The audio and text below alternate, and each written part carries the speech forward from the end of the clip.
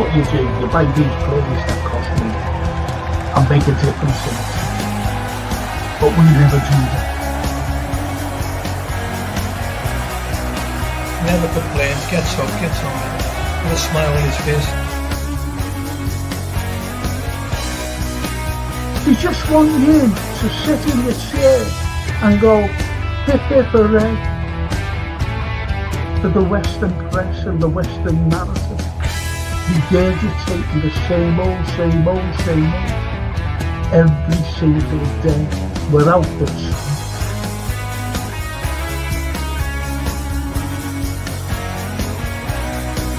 If you haven't seen it before, please watch the first few episodes, the second series, something like Stallone. We are on the site of the castle. And it was the first time the Beatles had really stopped being semi-professional almost. Look at that.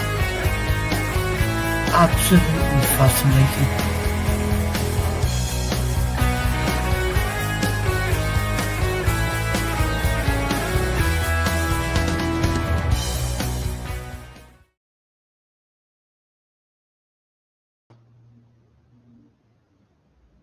Hello, everyone.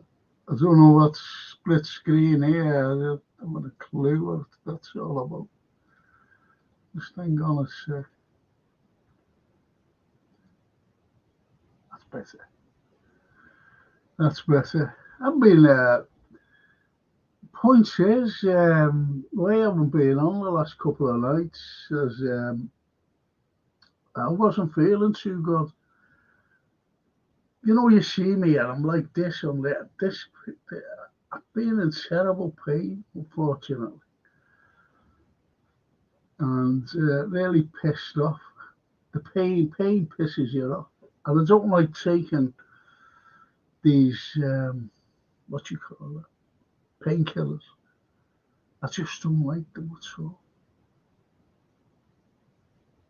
Don't like painkillers. I've got very strong painkillers as well. And every time I come in here, I get this, don't I? You see me doing that. I don't know what it is. I just itch all around here.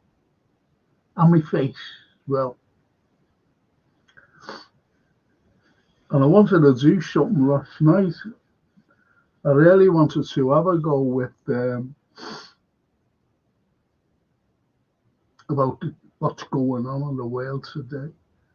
Well, not the world. You might as well call it the world.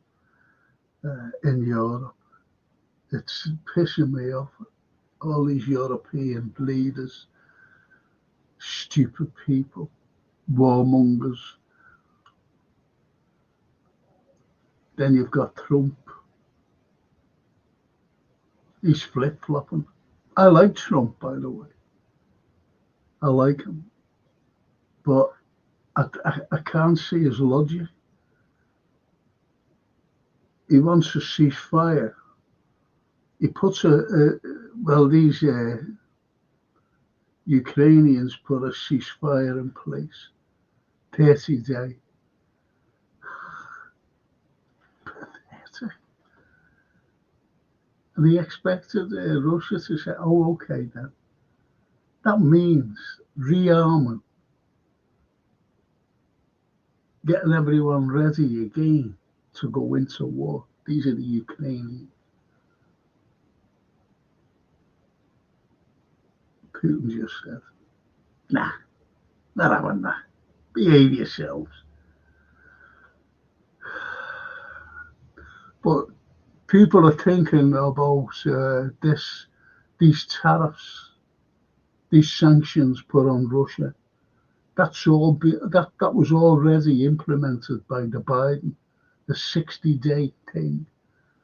And once that 60 days is over, you know, they can't go against like the American law, what a president puts through. So that's got to be carried out during the Trump administration. So once that 60, I don't know when it is, So once that 60 days is over, you'll see a different thing. But I'm afraid Trump is surrounded by neocons, deep state people, warmongers. But when you look at it, I'm sorry about this. I'm sorry, this is what I wanted to say last night. But when you look at it, the Americans know that Russia will just defeat Ukraine. That's it. It's over. Albeit the send of missiles over, that will be shut down anyway and then become scrap, like everything else that the West is sending to the Ukraine. It's all scrap. It's all scrap. If you were a scrap dealer, you'd be a millionaire, a billionaire. But what's left on the battlefield? Anyway, when you look at what Trump's thinking and what they're thinking, they still want wars, no matter what. America always wants a war. Every war that's going on, America has started. Always have done. And you've got to ask you, well, you just ask yourself, why are they starting wars? Well, it's for the arms complex, isn't it?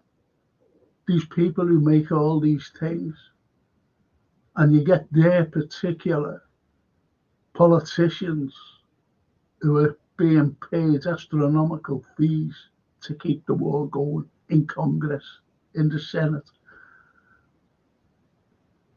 and even the presidency. I always remember looking at something a couple of years ago, and the American, to the president, the American pyramid, there's someone at the top, and it's not the president. Then it comes down to the seventh spot, which is the president. So the president has to take orders from the sixth, the fifth, the fourth, the third, the second, the top. Believe that. Believe that. So they know that the war in Ukraine is going to be over. So they've got, what else can we do? So the seeds were sown by Trump when he first came into power. And he said he wants Greenland. Remember that? He wants Greenland. He wants Canada. And he wants Panama. There's your wars. I know you might think, Canada's going to war. I don't think they'll go to war, but it'll be an economic war. But now Trump has turned around and said, remember NATO? He was talking about NATO, when he was campaigning. He said, they're useless, them, I'm going to walk away from NATO. Now we had that Mark Rutte over, that divvy. A divvy. He was in the White House the other day and he said, I need your help to put NATO in Greenland. So now you've got the Greenlandians are saying, no, we don't want to be in, what do we want to be in America for? Then you've got Denmark saying, hang on a minute, that belongs to us. It's like, remember the Falklands, the Malvinas, when General Galtieri said, fuck you. This is our land. So he went over and he invaded. I'm not saying invade, he just went over to the Falklands. And we sent an armada down, Thatcher sent an armada down saying, hang on, it's ours.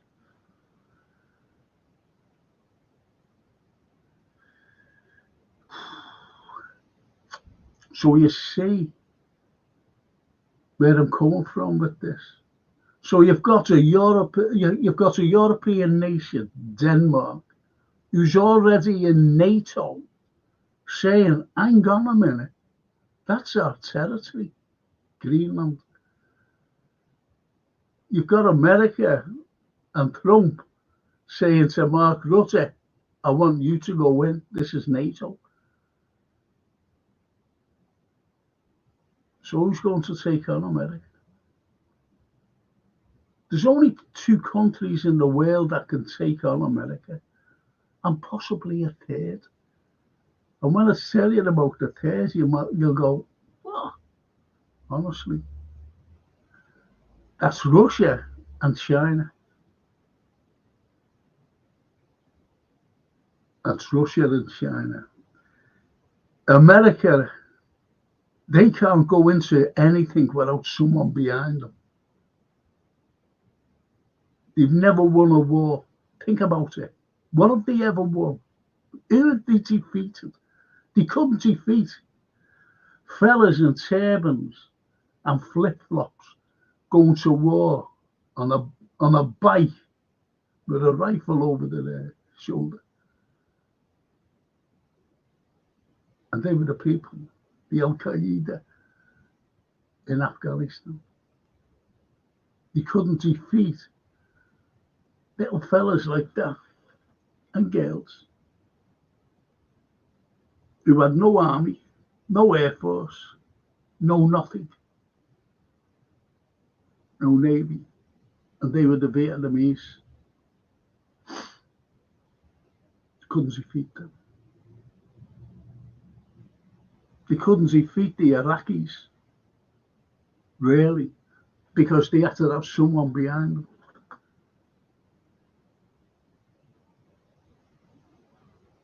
Now look what they've done in Syria. Allowed this El Jawani to go in. He's chopping heads off this fella now. Christians.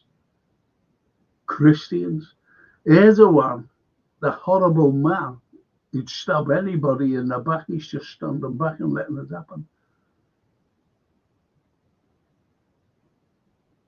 The Yanks are standing back, letting it happen. The only people that are helping these Christians by bringing them into their base is the Russians. They're looking after them.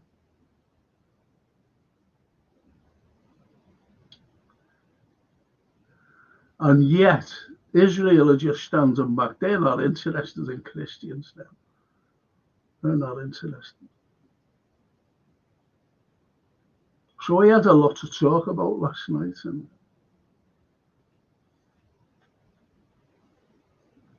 And also, we, funny enough, like yesterday afternoon, the internet went down, crashed. But I'm back to normal today.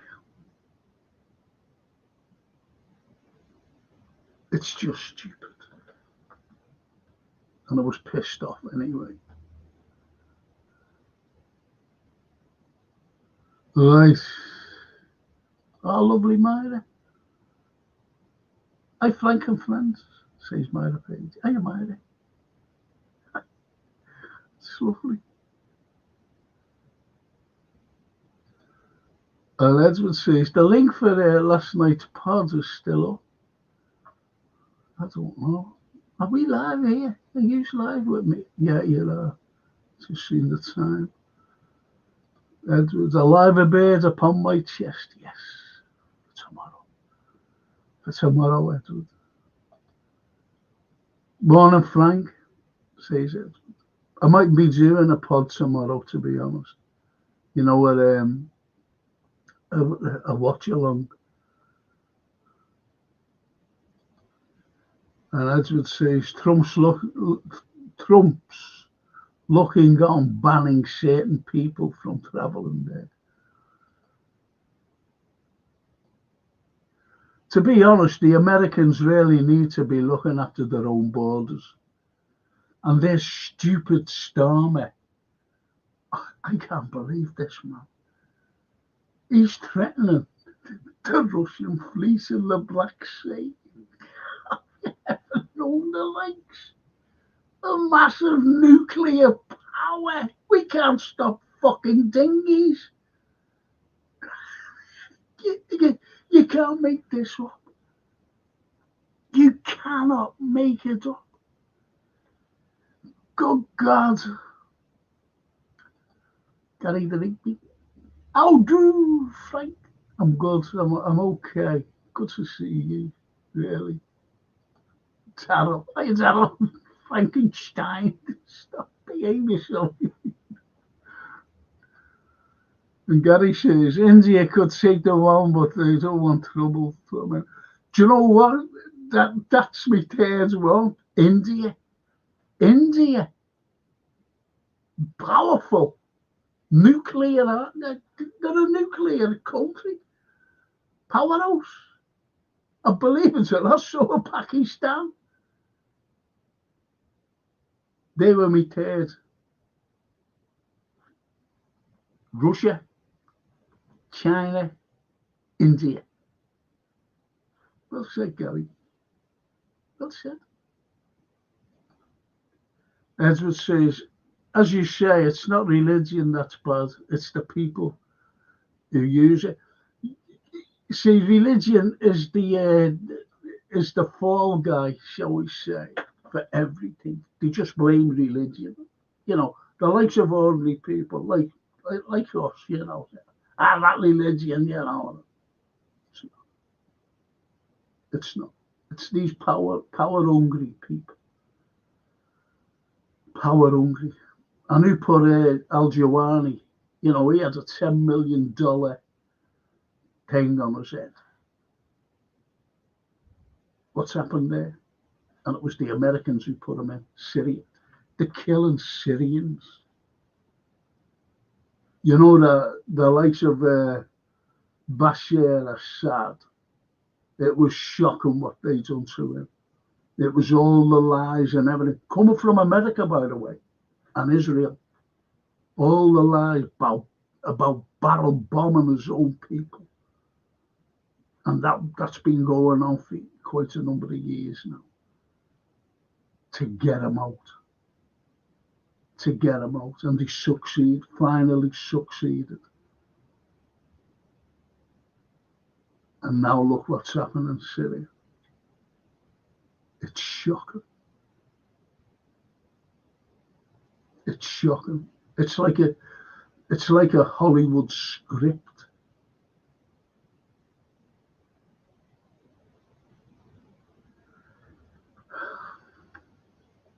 See, scripts don't give you the proper facts. There's lots of films that, you know, I'm talking about true films, supposed to be true, you know, based on fact, and they're not. They spin it. They spin things. Whether it's a murder, you know, a murder film or whatever, they just spin the fact. But if it's war, you look at war films, and the Americans are all war heroes. Private Ryan, for example, wasn't the Americans, it was the British. You've only got to look the Enigma machine that broke all the German codes. Remember when the Americans came out and they made a film and they got it? It was they who got it. That's what America are like. They love looking at history and oh, that's us. Yeah, we'll do that. Say it's us. Pathetic.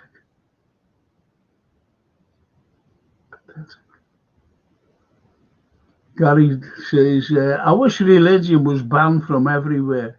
It's just nonsense. Either that or keep it to yourself. But people do, believe it or not, Gary, people do keep it to themselves. I keep it to myself. I don't go on shouting about religion. It's ordinary people that keep it to themselves. But it's the people in power. It's the people in power who bring it out. You've only got to look at Rubio the other day. Now, I'm a Catholic. Now, you've seen him earlier this week,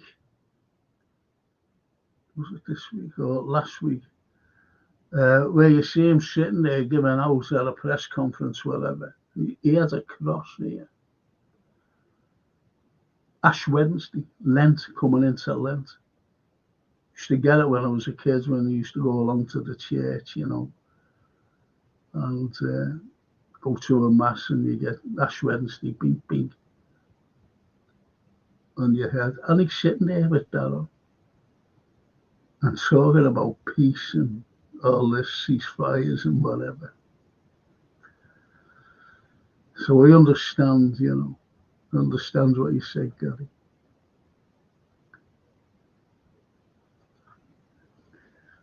Callum, fighting. Gary says it's frustrating that we don't have a say in anything. They wouldn't listen to the likes of me. No, it's what you should have said to the likes of us, Gary. They don't. They don't. We're little minnows. We are what you call minnows. We don't listen. They don't listen at all.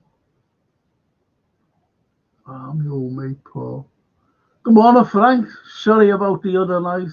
Bit worse for wear in Tenerife. Don't blame you. Listen, you're there on your anniversary, for your anniversary with your lovely wife. And you go out, have a few drinks. That's what we all do. We're all chilling out. When we go on holiday, when I go on holiday, I never pick up a paper, never watch the news. I never watch the news. Little BBC World Service. Never watch it. Never watch it. And I speak Italian, and I understand Italian, obviously. I never watch their news either when I'm away in Italy. I just chill and drink and make a nuisance of myself. Oh, try to. So, you forget. As we go back to great films, Back to the Future, yeah. First time I see these, when I come in.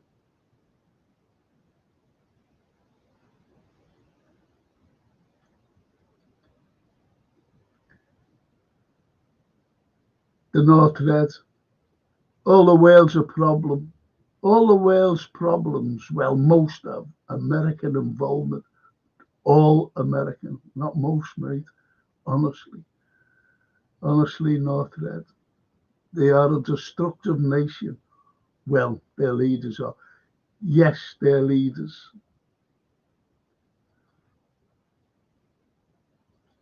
I'd love Trump to look at.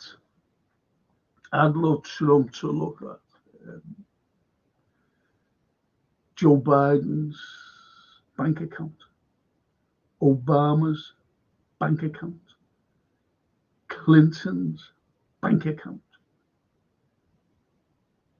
When they were in power. And the Bushes. Well, George Bush Sr., he's gone, he's dead. W. Bush.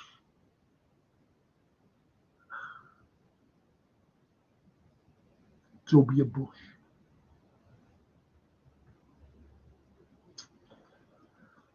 All those horrible presidents.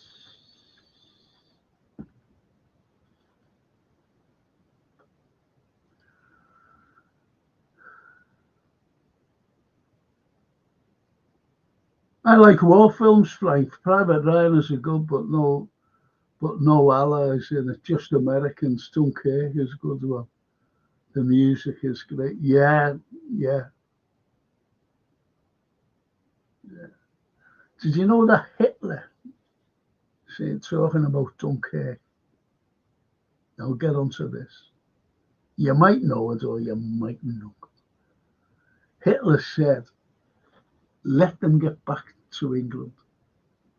300,000 soldiers, 300. He said, let them get back. And maybe, excuse me, maybe, just maybe, the British, I don't know if he said the British, I think he just said the English. The English will look favourably at me. They say, well, yeah, he's all right, Sam. He let us cross. That's what he said. Let them go. Because you only had 2 planes to make sure that the British were staying in Dunkirk to get back. 2 German planes going over, or just dropping the odd bomb, machine gun, and whatever. If you're in the way and you were killed, that was unfortunate.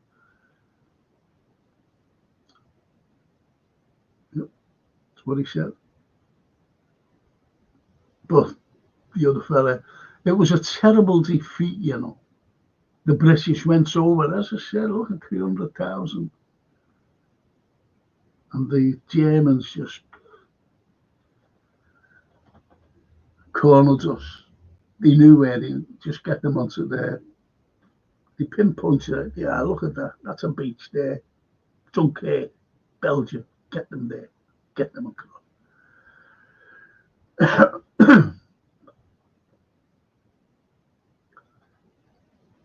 Liam. Guten Morgen, Frank. Guten Morgen. Buongiorno. Buongiorno. Liam. Buongiorno. Not that. Young Americans, the poor neglected by their leaders, should just refuse to fight. Congressmen and women's children very rarely see the front line of anywhere. No, of course not. Of course not.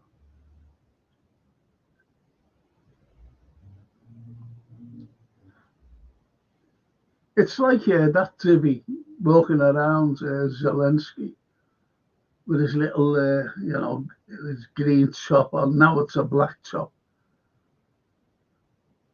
Why didn't he just take a gun and go to the front line himself? And that Ermac, that big Nazi, the Ermac, his chief of staff, he'd be saying him. Horrible bastard. I don't like Trump, but finds him hilarious when he says nobody is better than me. He thinks he's the best at everything. It's cat. Yeah. See, he flip-flops. He's fucking brilliant at it. Because I was made up when he said, I'm going to bring peace here. I knew it was a load of bollocks when he said, I'll have peace within 24 hours. That was a load of fucking nonsense. Within 24 hours, I'll have peace. And loads of nonsense. Everybody knew that. Except some daft Americans. These MAGA people. Make America great again. These MAGA.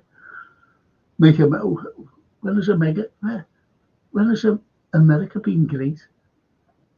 Great at what? Great at what? I said that to some American. I said, what's your fucking great at? Tell me.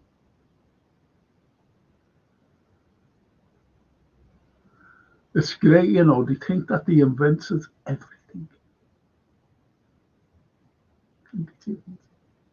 They thought that they invented the radio, television, you know, all this communicative stuff.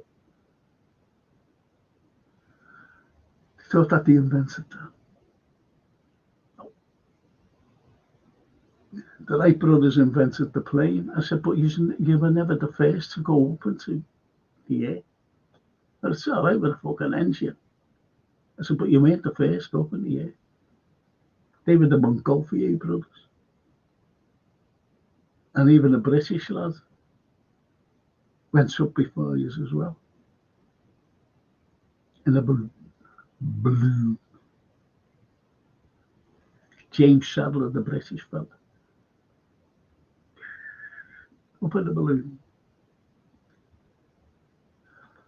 Aeronauts, that's what you call aeronauts. And you weren't even the first into space. A human being. It was a Russian or a Soviet by the name of Yuri Gagarin.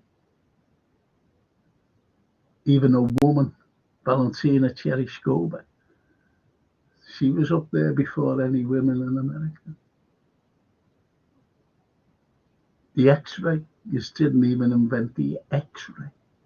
Printing, you didn't even invent the printing press. Fellow named Caxton did it.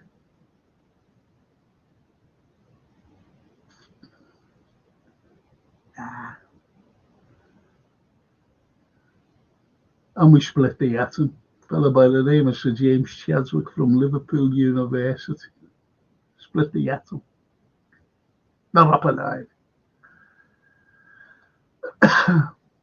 The dive bombers on the beach was scary, says Edward here.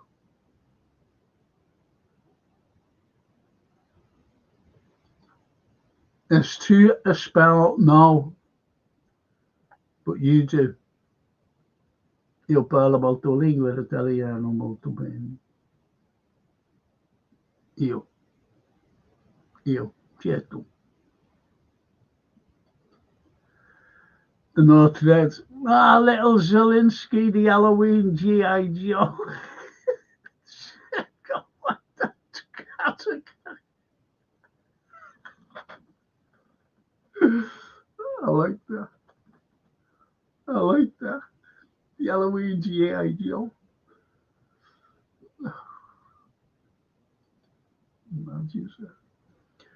Barry Aldridge, hiya, Barry. Well, Frank, didn't know you were on today. Got to go and do the Mrs. Mum's garden. Oh, behave. You always say that. And plant a few mother-in-law's tucks. The fucking big thing. America always win war. Yeah, films. Even Tiddlywinks, yes. They always win.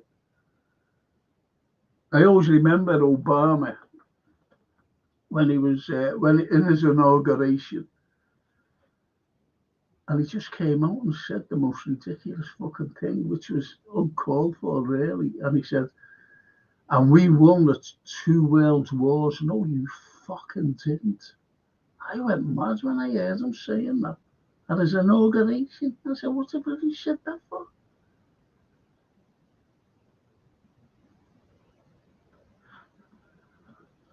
The only fucking war he won was when they cornered the market in World War One.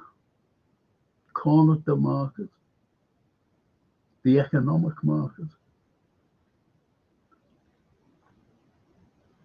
Financially, they're brilliant.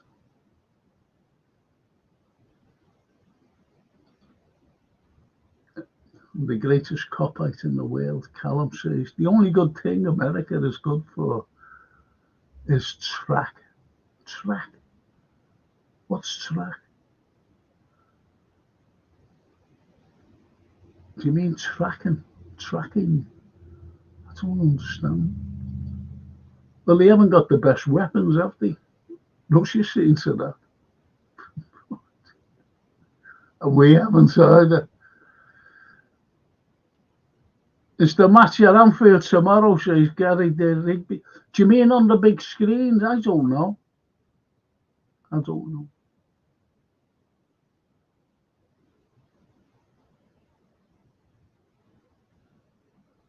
I don't know, Gary, honestly. And Edward, are you going to watch the match? The boozers will be busy. No, I won't. I don't. I never drink watching the games, you know that. I don't even go to the pub when I do, get to the match. I don't even go to the pub before the game. I never used to anyway. When I was a lot younger, in my 20s and that, yeah, I used to have just a couple of beers. Me and my mate, James Allen, used to, where I lived in Jeddah Gardens, and we used to just walk up to the game. Couple of beers, then came out and went straight into town. Unless I went home, got changed, and then went out into town after the game Saturday, 3 o'clock kickoff. You were out by 5. Those days are long gone, sadly.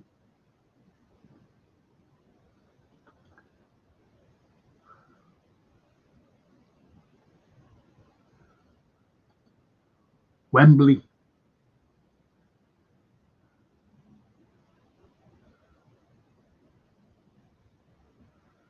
What are you going on about, Callum? Wembley.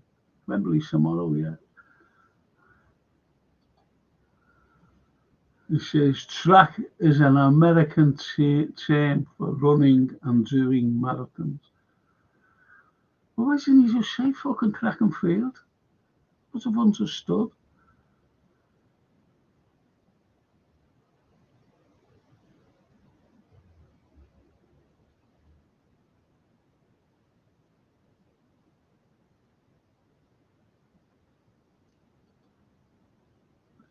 Alvarez, yeah. Look, Barry, honestly, you know what Liverpool are like? I really believed, I said, oh, no, we're going to get this fella. We're going to take care of, not that Alvarez. Not them, not this year, lad.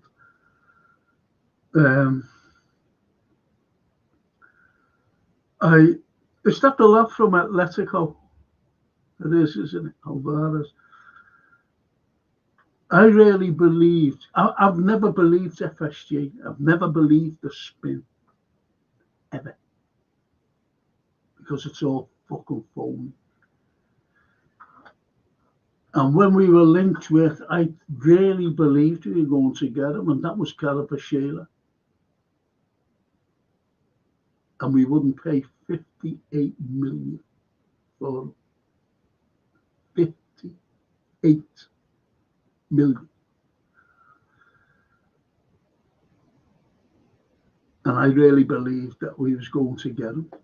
Oh, I think he's brilliant, this lad. I've followed him for about 2 or 3 years now. Followed him when he played for Napoli.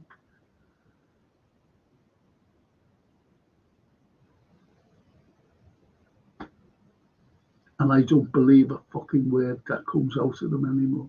It's all spin. I shouldn't have believed them the last time over Carabashela. Kvaratskhelia.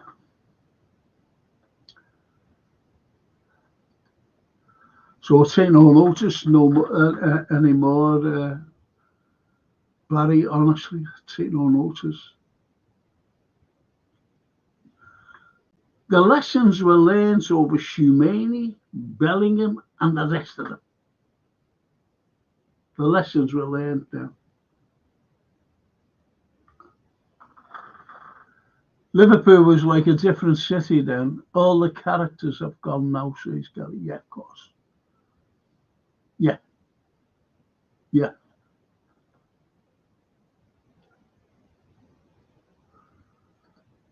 Edward. Did you grow up in the bull ring? No. I used to go with a beautiful girl from the bull ring. Yes. No, I grew up in the gardens. We weren't rivals as such because when we used to go into town, the bully lads used to go in, they used to chat and things like that. Jerry Gardens, Jerry Crescent, I grew up in. I think I was the first fella to go to university. And the only PhD. I just wish my eyes were better, Do you know, like when you're reading, like I'm going back a year ago, something like that. And I was reading something, because I do a lot of reading, or I did do, up until 6 months ago. And I was reading, and then I had to go back because I was reading it wrong, like a letter, yeah, a word. I went back because what was happening to me, letters were disappearing, just disappearing, and that's what happens with me today. And when that, Steve Snape, and I told him once, I said, don't put big words in, I'm losing, I have to guess what they are. And it's fucking difficult, but he keeps doing it. I like Steve, don't get me wrong, I'm not making excuses. But there are words that I have to guess. Even Summerlee, I have to guess. And I found out, didn't I, a few weeks ago, when I went up to the opticians, I had to go, and I've got cataracts.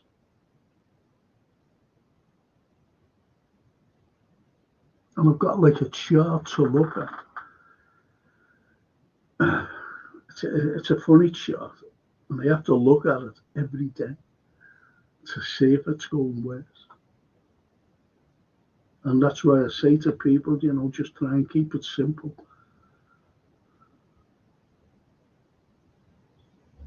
These were especially, not you, but the likes of Steve Snape.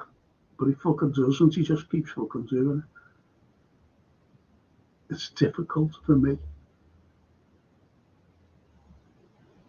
And one day I'll just go, fuck it, I'm just leaving. I won't even do any more pods, to be honest. That's me. Gary Rigby. Edwards, I grew up not far from the Bully. Now the bull-ring there, 2 words are missing, 2 letters are missing.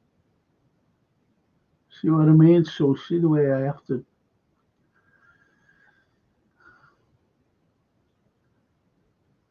Edward says, Gary, good place to grow up, right by town. Yeah, because all we did, we went into town and walked back home afterwards. When you went out, like, around the town. We were townies.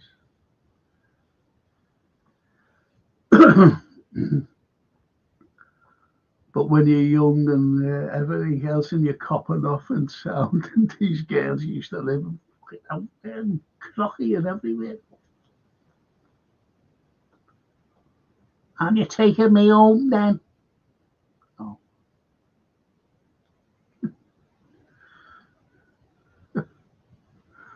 No, that's. I'm not getting into transfers this summer. I will wait until I see him, whoever he or they are, stands in an AXA in a Liverpool shop. I'm sick of FSG soundbites to be shut down again. Northred, cracking comment. That is a cracking 110% comment, and so true. So true.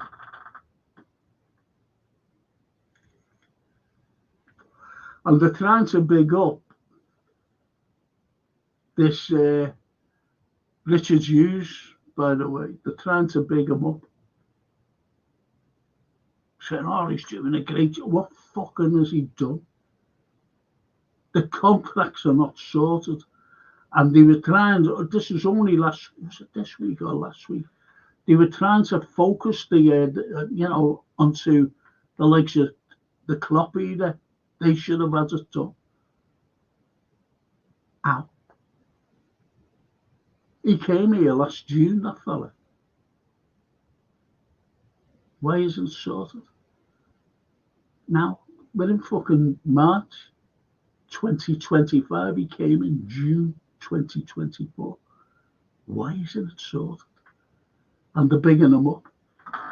It's fucking shocking what they do. The spin. I don't trust Hughes. He's a Bournemouth fella. He's a Bournemouth fella.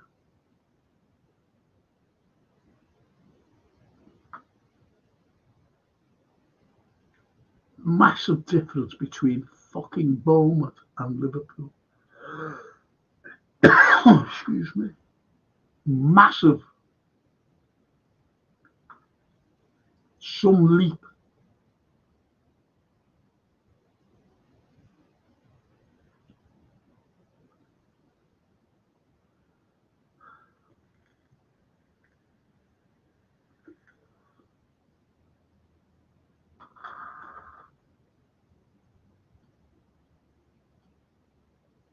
So good shout there, Lord Red. Brilliant shout. Barry says, we know the crap FSG put out, but surely we have to go out and get quality in at the expense of others. They were fucking bigging up their use the other day, saying he brought 61 million by selling the players in the summer. Where did the fucking 60 odd million go? Why didn't we buy Carabashela with it? And still had a few million over. You see what I mean?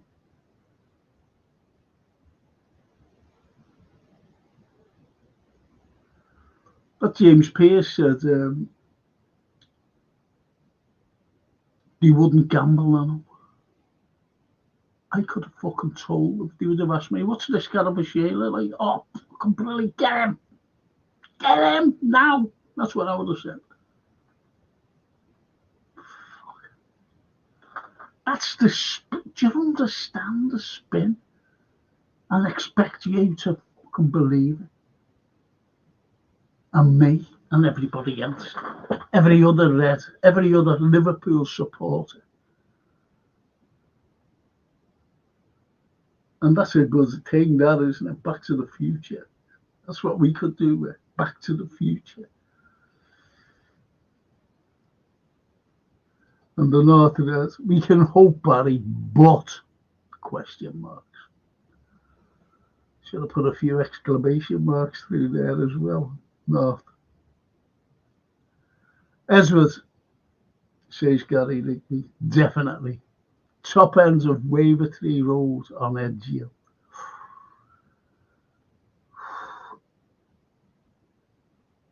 Top ends of Wavertree on Edgeo. Getting off at Edgeo. Barry says, went to Liverpool last week with my two brothers and looked where we used to live on Park Hill Road in the Dingle. All changed, of course. Where's Jerry Marsden lived on the Menzies Street, yeah. I was on the German telly. It was called Beat City, so fucking had me on. And anyway, they had me up where Ringo Starr lived and where he lived as well, Jerry de Marsden.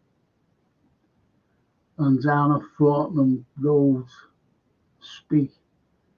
There's a Fortnum Road. Was that John Lennon? But anyway, they had me at they had them at the Four Lads homes.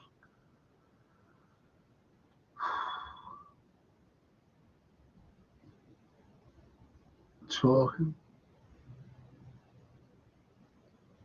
Yep, talking. The Beatles, people don't realise, you know, how iconic, not to us, but to the world, they are. It's incredible. The Beatles. Barry, it's sad to see how Park Road looks now. Did you know that going back years ago, the latter part of the 19th century coming into the 20th, you had the Peanut Gang at Park Road.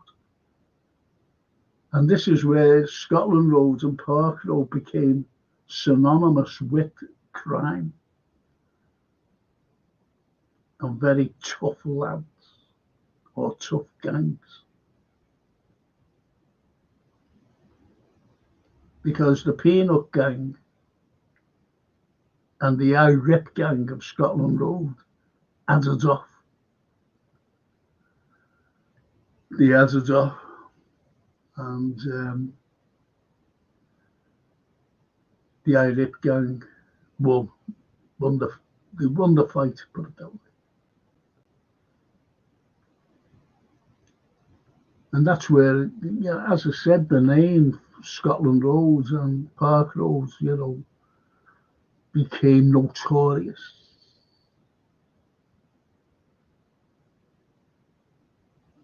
The Peanut Gang.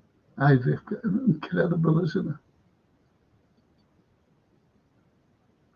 And Liam, do you know what? Up at Park Road, you've got a wonderful thing, believe it or not. It's still there today. But I think it's used for something, but it's not being used for what it was built for. Can anybody tell me what it is? Hey. And it's got something to do with what's in Everton. The water tower in Everton.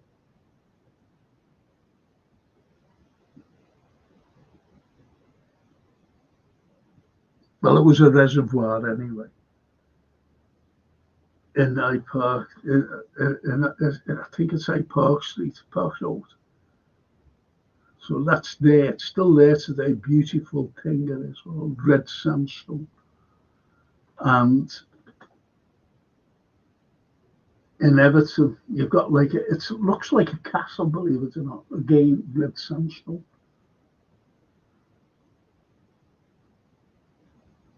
And they were built. And the reservoir and the water tower sent the water into the city, because they're on two hills, don't forget, into the city to flush out the how can I put this? The sewage system, to flush it out, because we suffer from cholera, typhoid, dysentery, scarlet fever, you name it, we suffer from it, Liverpool. It was shocking. Shocking.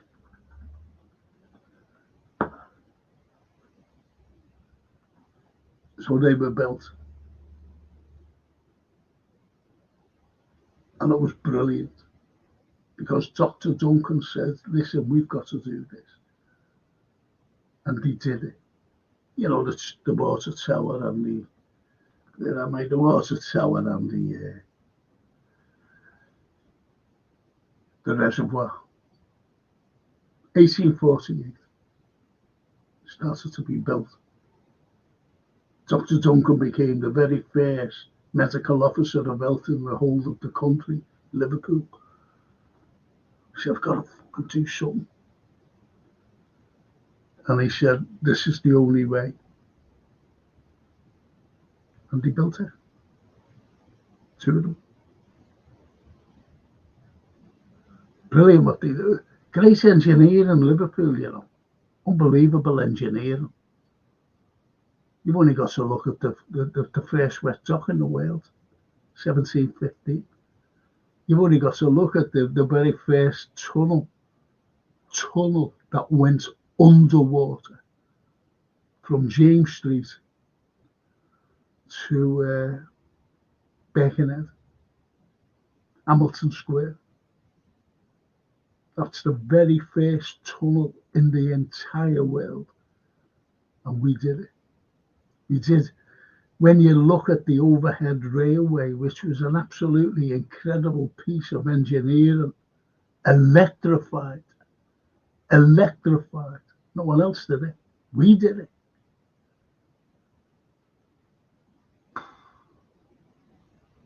Sir Douglas Fox, I'll put a railway in the sky, he said. And he did. Richard Hughes says Liam Molyneux did an amazing job at Bournemouth. He will work his magic in the summer.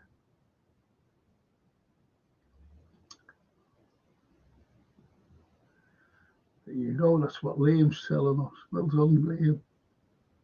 He hasn't fucking been doing it now, has he? He's got fucking summers gone, Liam. Liam, listen to me. Believe it or not, summer has gone. Did he do a wonderful fucking job for us then? Or did he do it for Bowman? And you're believing the summer war chest. Fucking hell. Okay, let's see. It is, mate, says Barry Eldridge. I was only 6 when we moved to Wigan. Don't say anything, please. Wigan. Wigan. Wigan. Have you got one of those accents? Hello, lad. You're all right. You get out, do you? Nate. You get Nate. How are you? How, you know, I'm well. Sounds fucking Welsh, that. I can see big changes in the summer, says Edward. Christopher. Hi, Frank and everyone. Hello, Christopher, says.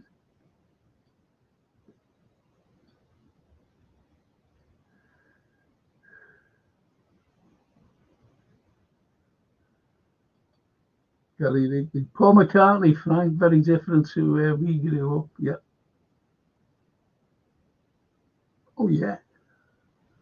But did you know that they came from Solver Street? Do you know that? And if you get Richmond Row, you wouldn't know. I haven't got a map where I grew up. And Richmond Row went straight up from down Scotland Place,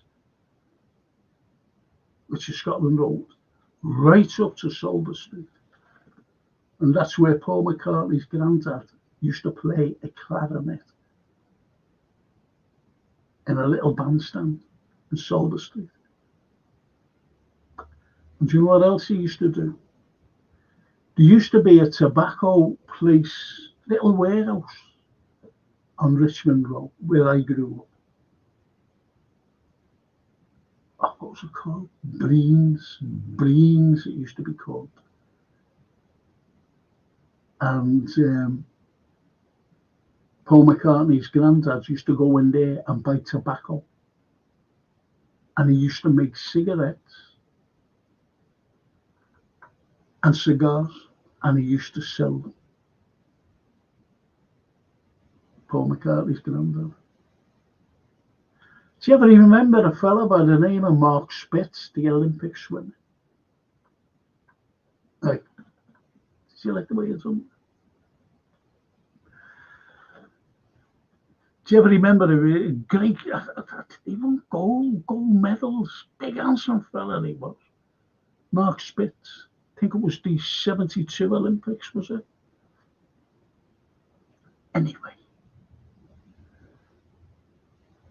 His nephew rang me, I'm going back a few years ago, rang me up and said, are you Dr. Carlyle? I said, yeah, who's this? And the American accent, like. I said, yeah, who's this, please? And he said, I said, how did you get my number? He said, I was given it. So anyway, he asked me about Paul McCartney's granddad. He said, have you heard of a place called Solver Street? I said, yeah. And I told him all about it. And I also told him about Brains. And he was made up. Because he was writing a book about each individual of the Beatles.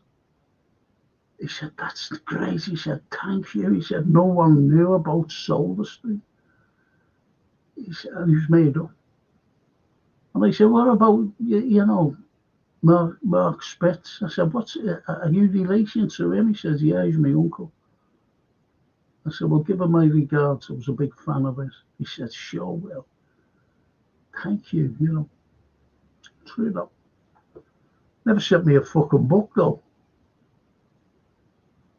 Mind you, I left where I was when they phoned me.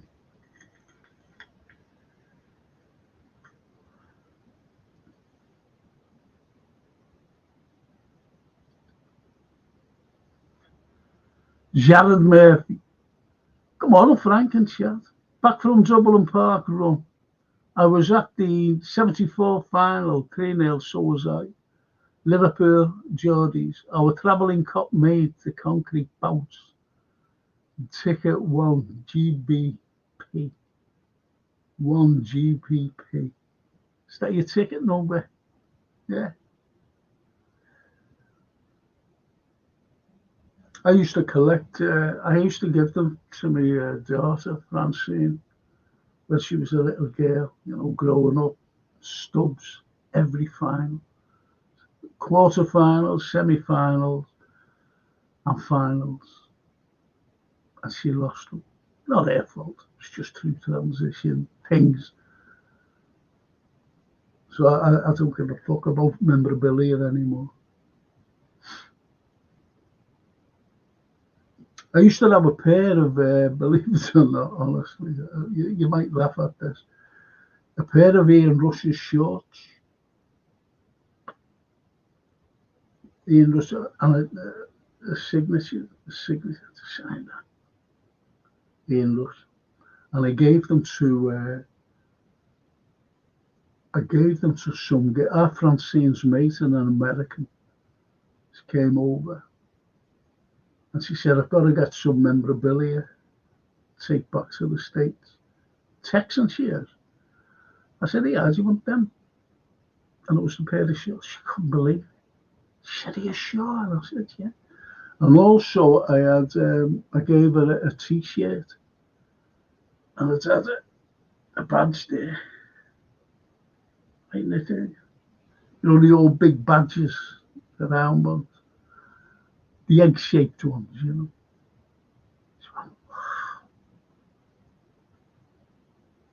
Black. I used to wear it when I was on holiday. Black t-shirt, just an ordinary black t-shirt. And I gave her that. I said, yeah, have that as well. Made up she was.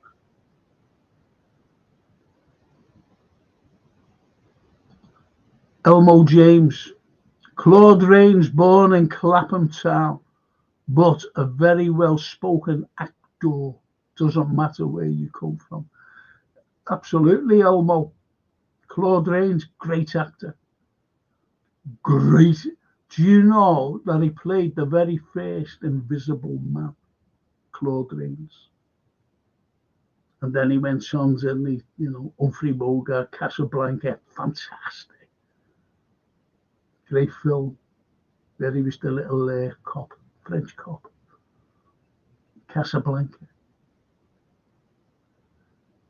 Good shout that, Elmo. I like that. The Water Tower, says Gary Rigby. Yes, the Water Tower, top of Park Road. Or like Park Street now, isn't it?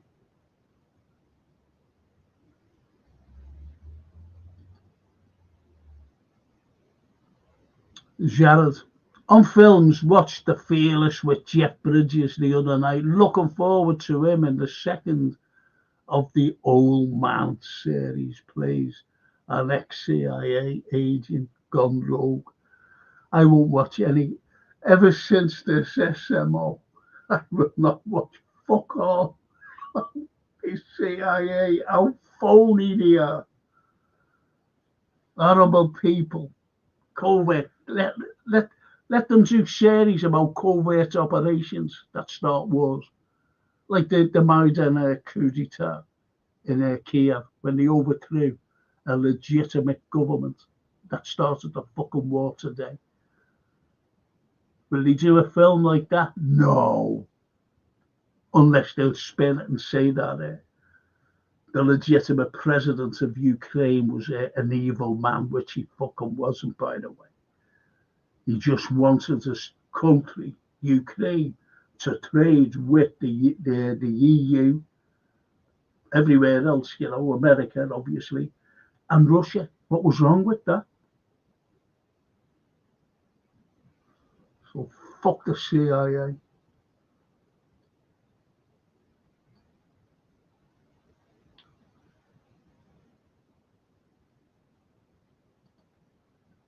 Elmo says he was in The Greatest Story Ever Told and The Seahawk with Errol Flynn. Yeah, he's been in loads of big Cecil B.D. Mills, haven't he?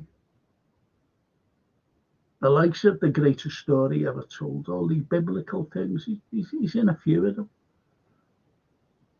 He couldn't play a Roman, though. I think he plays a Roman senator. And I think he did. And what was it? Julius Caesar, with Shakespeare's Julius Caesar, by the way, with Marlon Brando. Brando, I've seen some of the takes I've seen was unbelievable. Film, like film things, pictures. And you see Robert Duvall, and you see the back of him like that, and you see, this is The Godfather, and you see Marlon Brando, and he's looking like that. And he's talking. You know the way he talks, isn't it? Mm-hmm. But when it comes to the front, and Robert Duvall standing there like that, his coat's open, and he's got a big cue card because Brando couldn't learn his lines. He was terrible. That's why you see him like in. It's one of the most iconic scenes on the waterfront, where you see him in the back of a car, and he's sitting back like that, and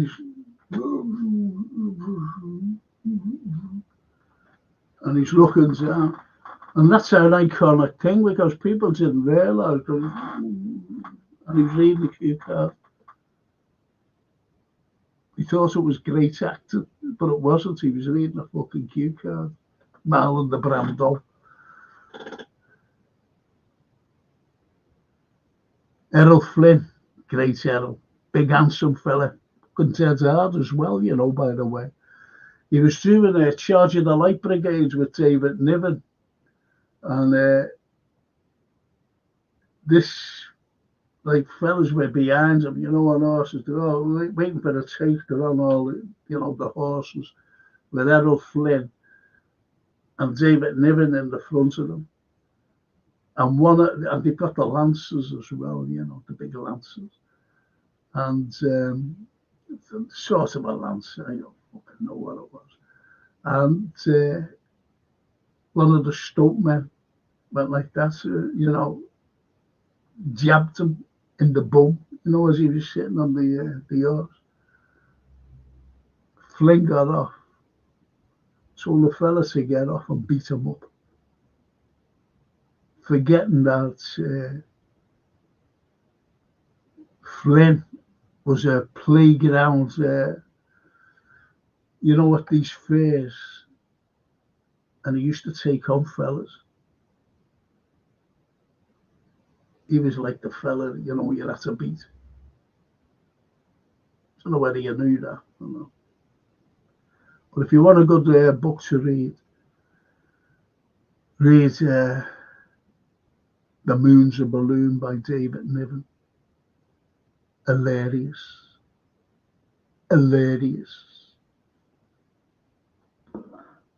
Loved it. Gary the Rigby. I've always been impressed with your knowledge of Liverpool, Frank. Thank you.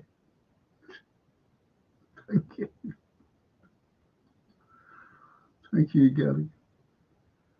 Harry Redknapp was on TalkSport stating, Richard, fucking hell. When it comes to recruiting players, we must give him we've given him a fucking chance. Liam, fuck's sake.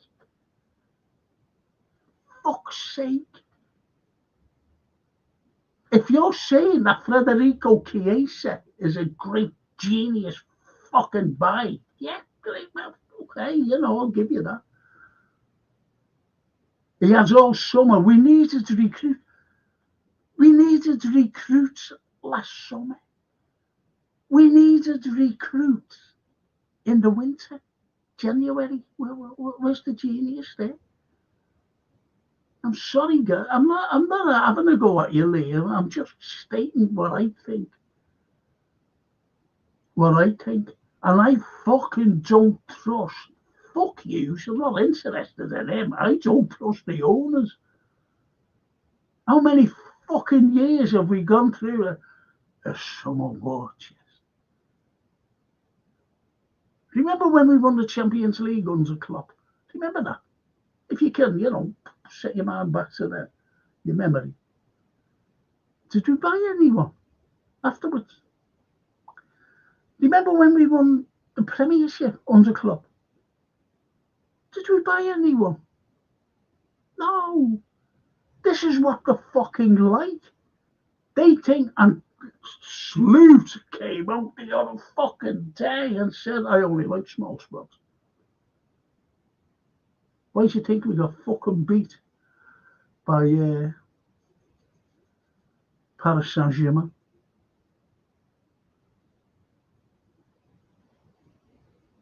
We were fucking legs. We didn't have any fucking fresh fucking faces or legs to come on. The squad, fucking Plymouth, our guy would sort of that. And PSV were fucking stuffed by Arsenal. We got beat by them. That's our fucking squad.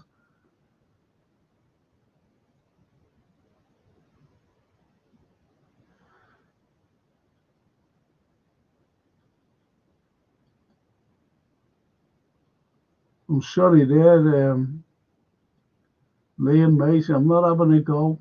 Honestly, I'm not having a go. But if you want to trust Hughes and FSG, go ahead and trust them.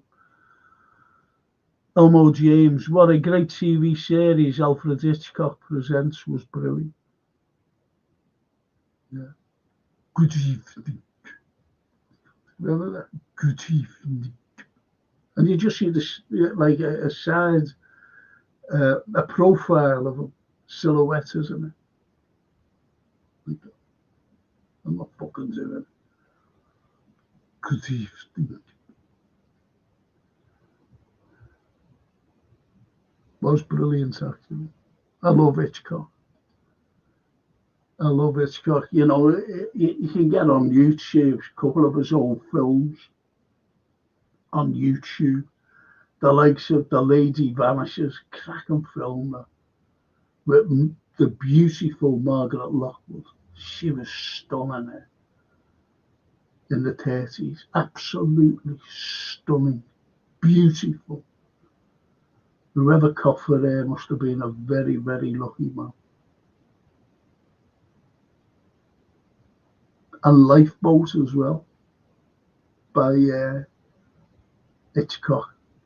There's one called Young and Innocent with Derek DeMarly. Another Hitchcock. This is before he went over to the States. Young and Innocent, it's called. It's a cracking film. Really good. It's a murder. It's really, really good. And you get that on YouTube. Young and Innocent. A very young Derek DeMarly. Elmo James. Powell Pressburger, Ill Met by Moonlight with Dirk Bogart. Yeah. Great actor, Dirk. And I advise you to watch Victim. I don't know what it's called, The Victim or just Victim. Black and white, Sylvia Sims and Dirk. Absolutely brilliant.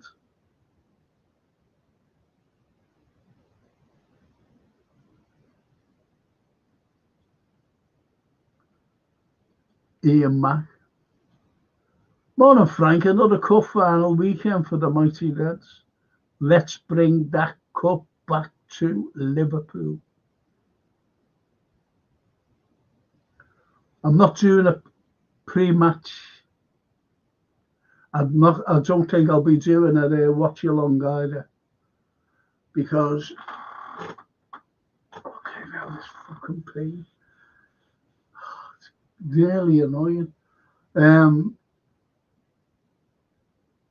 Because on my monitor there, which I look at on your ear, that monitor, I've got a fucking thing that goes around it, a little square thing like that, and it goes. Do you ever remember those like video games that came out where you see that thing go ding, ding, and you're trying to get it ding, ding, up and down it? That's what this fucking thing does. And I said, Jason, I said, that's no good. And he said, no worries. He said, I'll get a bigger monitor. I said, I'll pay for that. I'll buy one. He said, no, let me get it. He said, I'll stop all that. So, you know what I mean? So I'll be watching it on my own in my living room on a massive, I've got a big fucking telly, so I'll be watching it on that. Rather than doing a watch along with this thing going. Do you ever remember that thing? Like a tennis thing?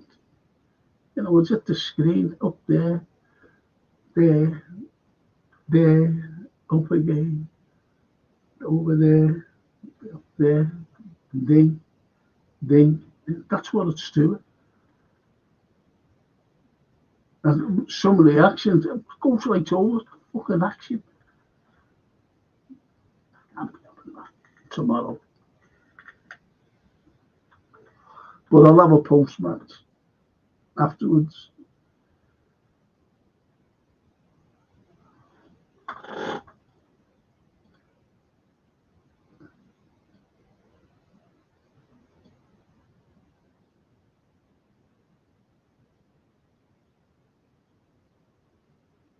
I've got to go to Liam there.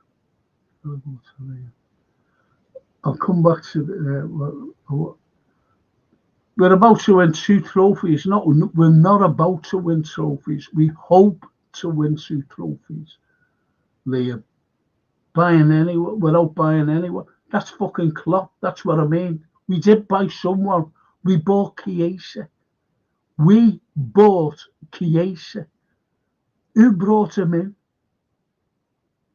Now, there's the director of football. Who's the director of football? It's Richard Hughes, Liam.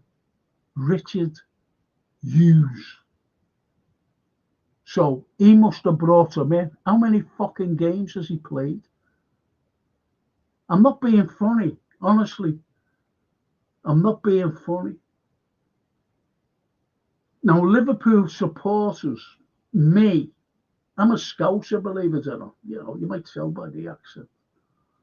But I'm a Scouser. We don't fucking say.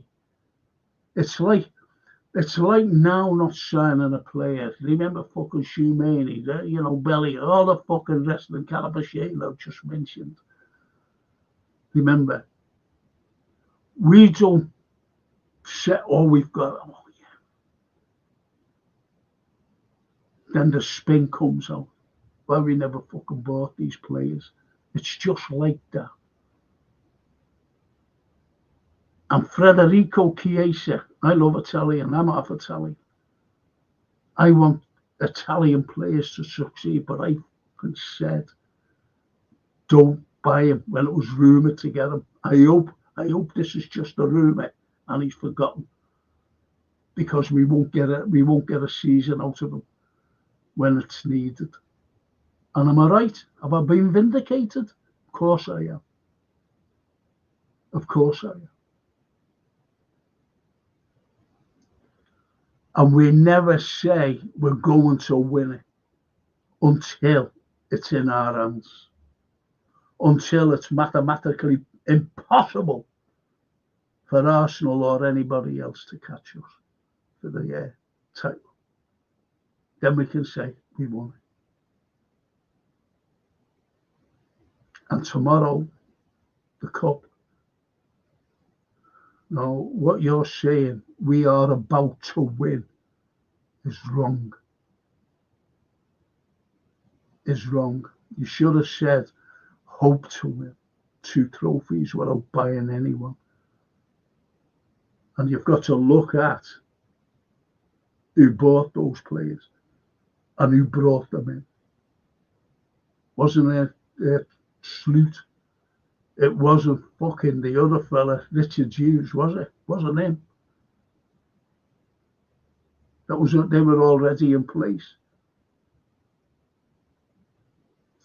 We'll see how our squad is tomorrow. Because I'm afraid that fucking extra time, fucking done me in. We were knackered. Absolutely knackered. Not having a go at you, mate. Honestly, God, I'm not on. We're just Liverpool supporters who, don't take anything for granted anymore. We don't. That's the way we are. That's the way I was brought up anyway. It's not like the 80s, 70s and 80s under Bob Paisley when we knew we were, he's going to fucking beat us.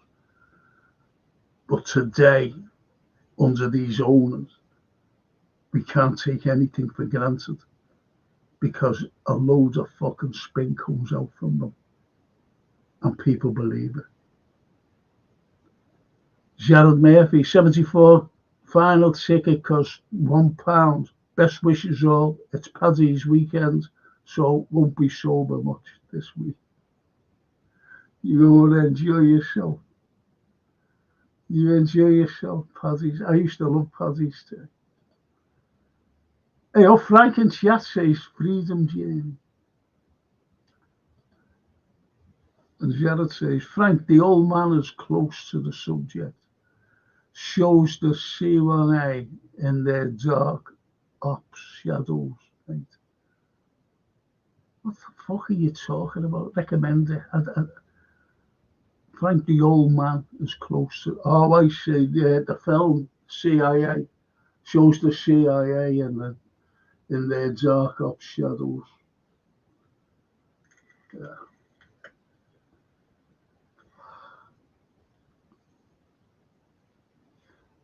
I might have a look at it. Hang on, who's in it? I think I was reading something about that, the old man. I forget. Jared, don't worry. There are plenty you can see through the Hollywood PR. Yeah, propaganda. And I was surprised that Wag the Dog survived general release in the cinema too.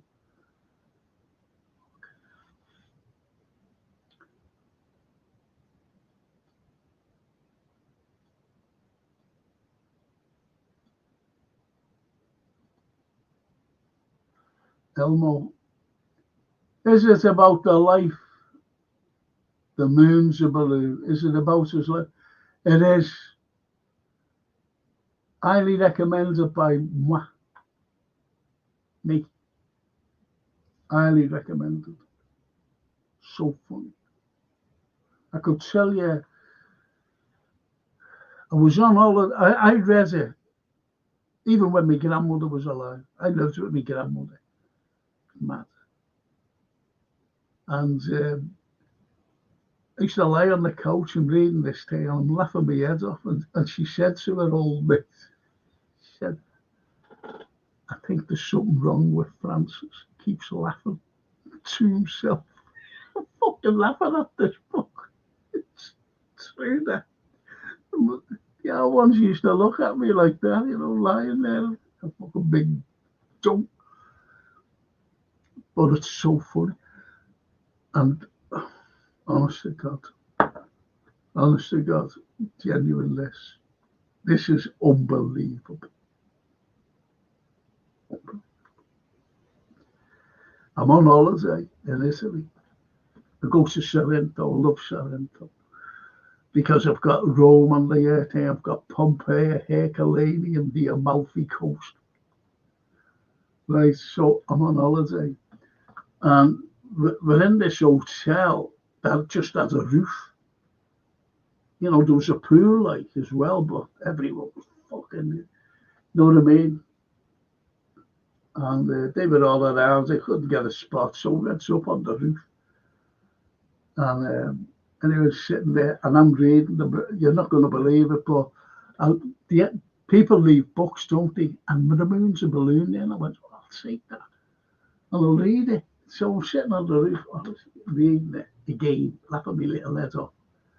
And the next, honestly, she says, I was married there, and she said, shall we go for some lunch? I said, yeah, okay, let's go. So gets up, just put the book, down. So, and then goes out, goes down. So he goes and has our lunch. There was no one on the roof. No one. So when we come back, after lunch, a couple of beers in the bar, he goes up. So where we are, there's an old lady at the back of right at the back of us. No one else on the roof, big roof. No, these deck chairs. So anyway, this lady, elderly lady at the time, she was sitting at the back, lying down. And I look like that. And I'll be guess what she's eating? The moon's a balloon. So she's eating it like that, and I go. And I looks on my bed. No. Just with the towel. No. So I said, excuse me. And she went like that. Yes. I said, that's my book. Can I have it back? She said, no, it's not. I said, it is. So I went to take it, and honest, it was like that.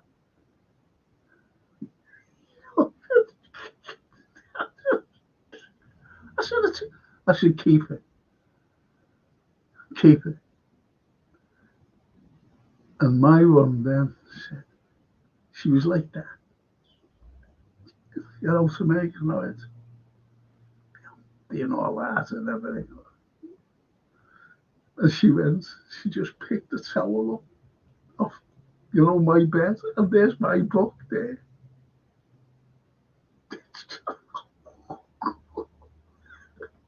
I don't know what to do, say. And I went I said, listen, lady, I'm sorry. Grovelled, and I grovelled for nearly 2 weeks for this woman.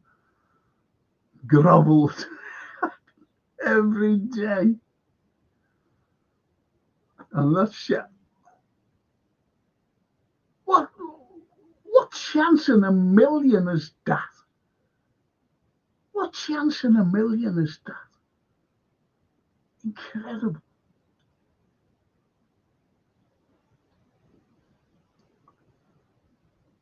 And I said to her at the end, I said, did you finish off the book? She said, yes. I said, what did you think? I found it hilarious. And she said, yes, it was amusing. That was it. Reader Whiz Kid. Morning, Frank and chat. So if you read it, Elmo, you'll think of me, you'll go, yeah, Carlyle's right.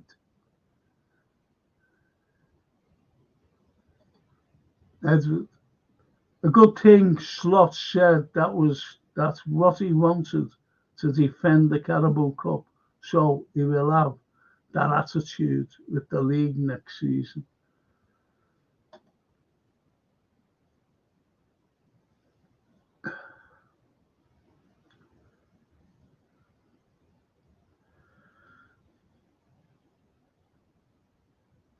Enjoy the match, Frank. Do whatever suits you. Thank you.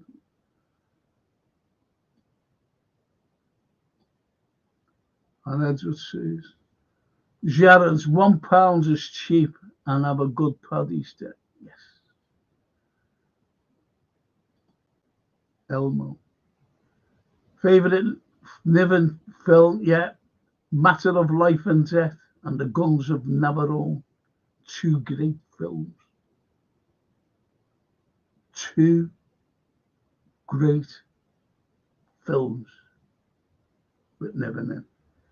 Great actor, you know. Great actor. David Niven.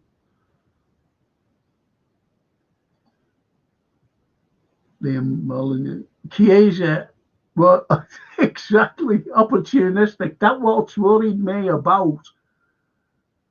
That's what worried me. As soon as he came out with that news, what about signings and all that? Opportunistic. That fucking worried me. That means cheap buys. There's no fucking cheap buys now. Chiesa was a cheap buy to appease the fans. But with pre-season behind him, he might come. Okay, Liam.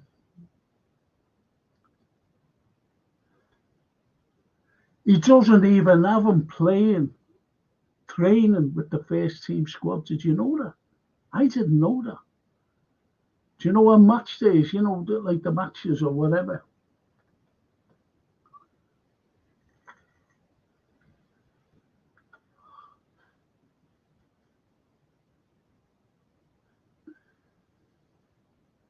I think he'll be gone, Chiesa, in all honesty. He'll be gone. That's just me, though. Might be wrong.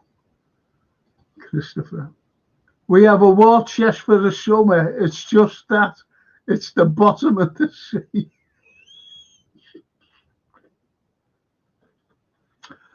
That's our war chest. Fucking unbelievable. Jesus.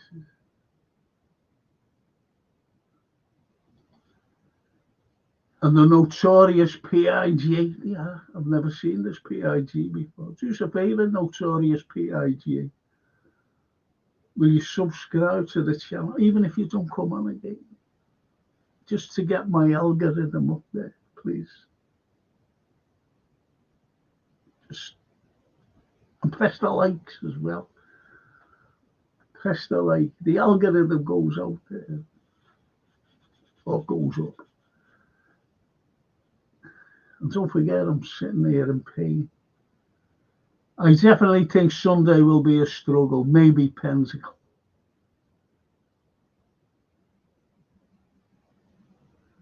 Liam. Oh, go, Frank. Have a great weekend. See you on the next one. Yeah. I'll be doing a post-match. Cheers, Liam. It's all about. Everything is about opinions. Everything, Liam. We can agree, we can disagree. And there's a lot, even Slot. I know you might think this is nuts, but he's playing with a squad. That's not his. I like to see who he brings in. If he ever does, if he gets the money, I'd love to see who he does bring in. Whether, I'll just leave it at that. Be very interesting.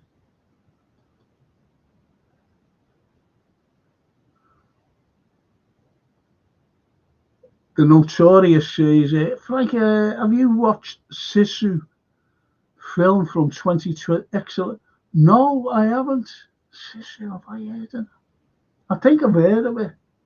I think I have. I'm not quite so sure. Rings a bell. But no, I haven't seen it. And I strongly recommend Nobody. I think it comes from the same, or 23 it came out. Nobody, just Nobody. Cracking film. And last year's one, with Michael Keaton called Knox Goes Away. Knox as in a name, Knox. Knox Goes Away. Fantastic film. That's the best film. I don't watch woke films. I will not watch them. I don't agree with them.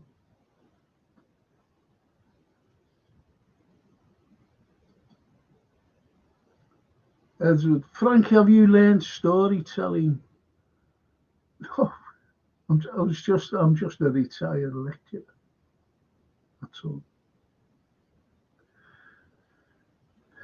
I was talking to Alison Steadman once, and I was showing her something in Liverpool. And it was Juliet's balcony, you know, Romeo and Juliet, in Liverpool. And she went, wow. I said, because Il Duce, Mussolini, I said, in 1934, he said, Juliet's balcony is too flat. We have to build it out. So when you go to Verona and you go to see Juliet's balcony, you know, a home, that's not the problem. Because Il Duce had that built. It wasn't like that.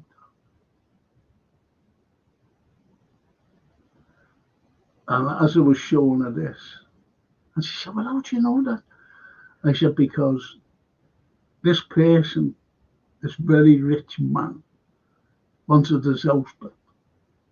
Wanted just in town, by the way it is. And he said to the architects, I want something different. And they said, okay. Now these fellas, they always went around. Every architect goes around. That's why we've got some of the most fantastic buildings in the world. Not just in the country, but in the world. That's why we have all these neoclassical buildings. You've got ancient Greek and ancient Rome buildings. William Brown Street. Just look at them. They're incredible. Even Tony Benn went.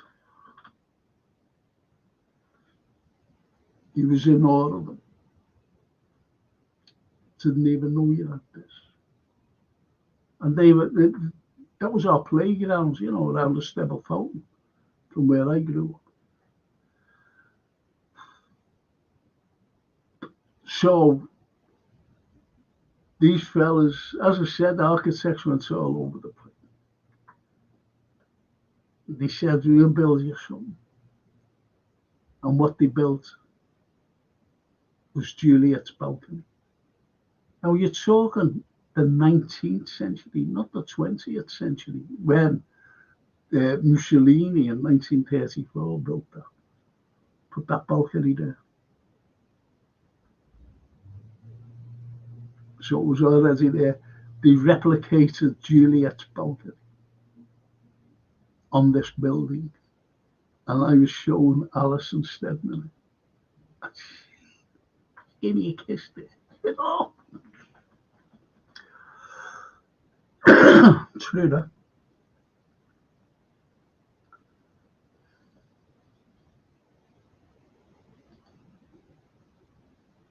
Jared, have a good weekend, Frank, and chatting, lads.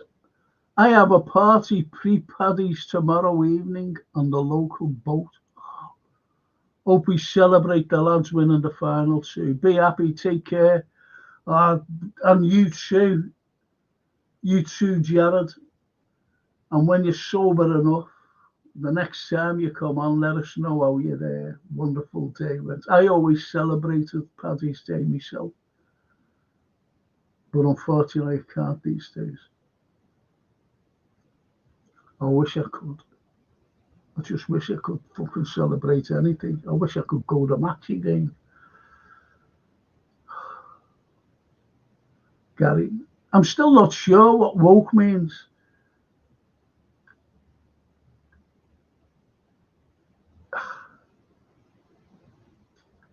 It means a lot of things. It means change of history, inclusion, change in history of everything. Can't say it on here now, because I could get banned. But I will not watch woke films. That's why Mel Gibson has come out and Mark Wahlberg and went, we're not fucking doing any of them. A couple of years ago, Clint Eastwood said, I feel so sorry for our young actors today reading scripts like this. So you can go back to a Clint Eastwood film and watch it to what today is. Any fucking film with Clinton, Ezra, Ring able to tell stories. What's that? Ring able to tell stories is good. I don't know what you mean by that. Excuse me. Oh, being able to tell stories is good. Oh, I'm sorry. Yeah. Being able. I know predictive text. I once sent a text to this girl, woman, lady, never knew, and came out as like, show us your tits. She went, oh, Francis. And I read it again. I went, I never said that. She said, you just sent me the bed. I said, no, I know that's that predictive text. So bad.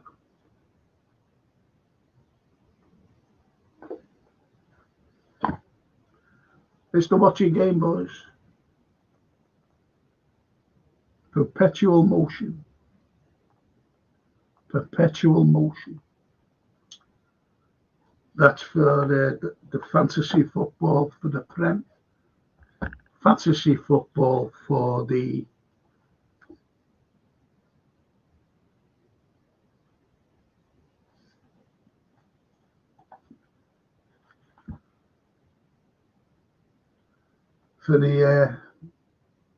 Champions League, which we're out.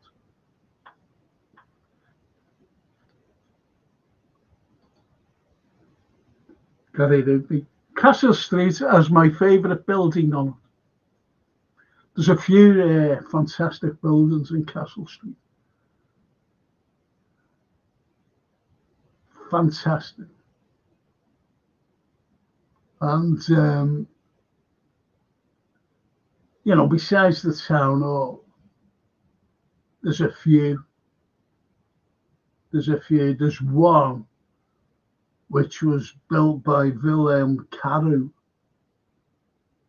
and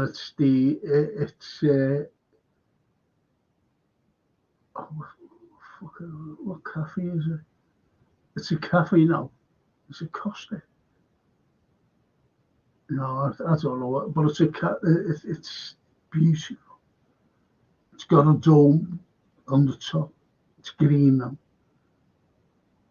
Love that building because there's something on it. When I show people, they go,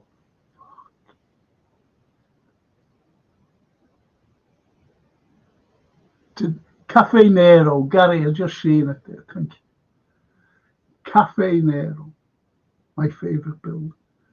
But what's on it is incredible. And when I tell people, they go, oh, and just to look at it. There's loads of things like that, stuff. Oh, wow. Never noticed that.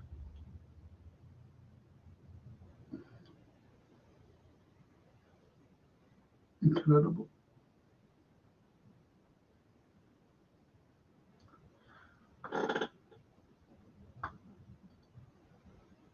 As men can't be men anymore. It's part of the old woke. It is. You're so right. You're so right. Good one. Frank, who owns the Liver buildings now? Moshery's got rid.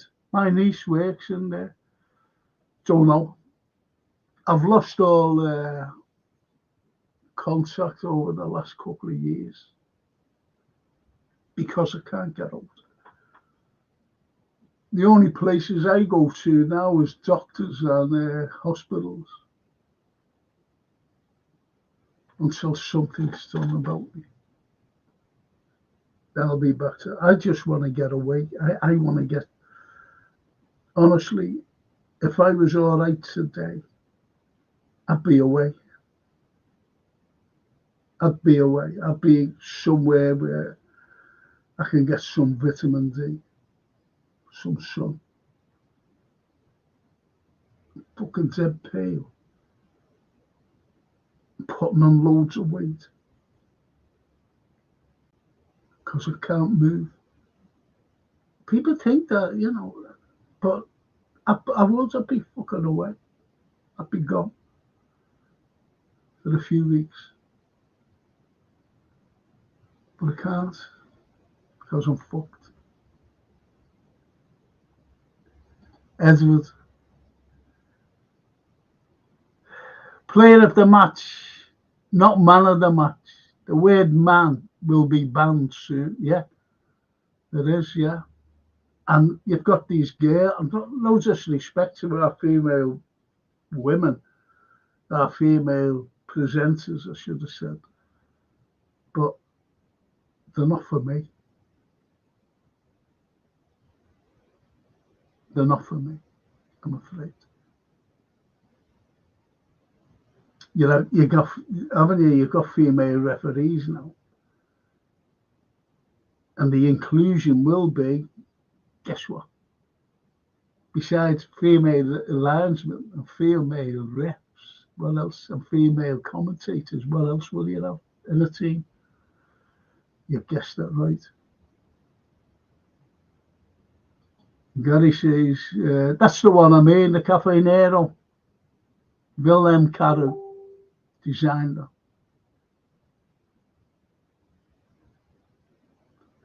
And it was the Bank of, it was called the Adelphi Bank. And the Adelphi Bank, Adelphi is a Greek, which means brothers. Do you know that? Or brother, whatever it is. Adelphi. I think it's brothers, plural. Brothers. That's what it means. And when you've got the doors, have a look at the doors, are fantastic. You've got the inseparable twins. Castor and Pollux, Jonathan and David, these people. Just have a look at them. Worth a fortune. A fella named Simpson did them. Liverpool sculptor. And if you go around the corner into Water Street and you see that other building with the two big tiger heads on the doors, he did them as well.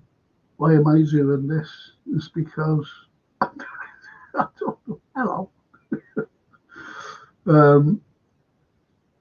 I don't know whether you can see it now. I don't know. You always has one of the noses very polished because sailors, I'm talking about Asian sailors, used to rub the Lascar tiger's nose. They rubbed it for luck, just the one, not the two. I think it was the one on the left. I'm not quite so sure, but it was always shining. Just like the church mouse in the Anglican Cathedral. If you see the mouse there, and you see that nose rubbed, and that's for luck as well. But people just do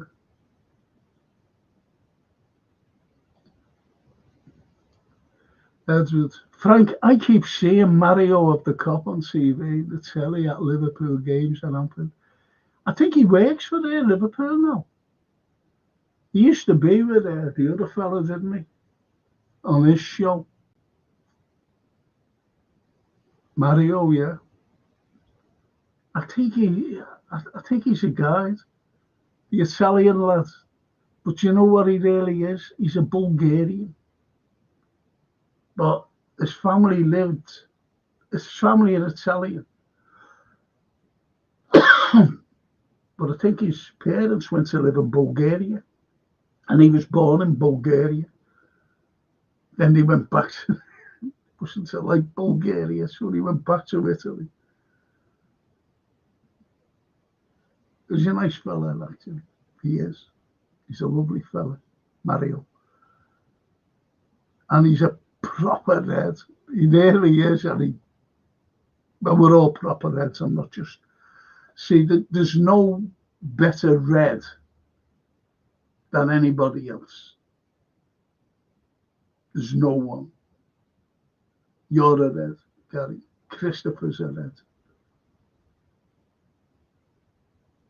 Gary Rigby, Ian Mack, we're all Reds.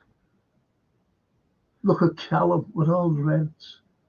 There's no one better than, each other. I'm a better Red than you. Oh, are you? Okay, yeah, fuck off. Know what I mean? Even Liam Molyneux. No, he's a Red. Jared, he's a Red. There's no one better than each other. We're just collective Reds who love our team, who has different opinions as well about our team. But the best for us. Someone said that I was a moaner. No, I'm not a fucking moaner or I'm negative. No, I'm not. I want the best. That's why I want these owners to fucking buy quality players. If we had bought quality players in the summer to go with the squad that we already had, because we bought no one, we had the money,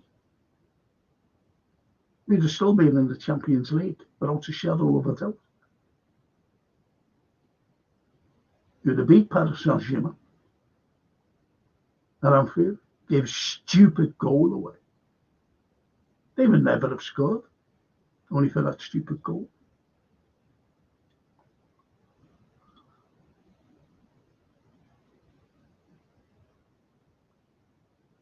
Christopher, always look up in the city.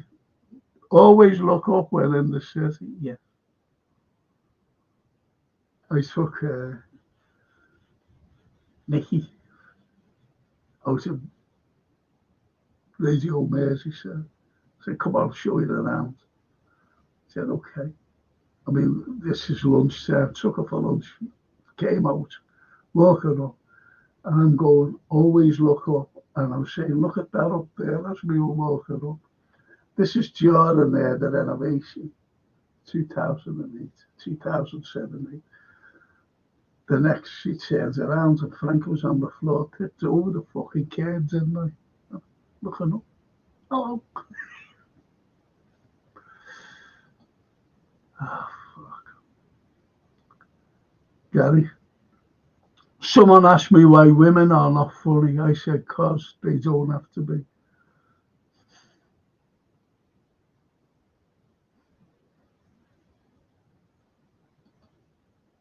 No answer to that. Yeah, the hidden street of Castle Street is great. Queen's Arcade, Queen Avenue it's called. I think it's called. A few small bars and outlets down there. Yes. Queen Avenue was the very first, believe it or not, thoroughfare to be named after the new Queen, Victoria. Hence, Queen Avenue. And if you've got a building there also, which is called Queen Building. That was the very first building as well in the whole of the country. True that. And it goes from Castle Street into Dale Street and Dale Street into Castle Street. And you've also got, if you just go a bit further along,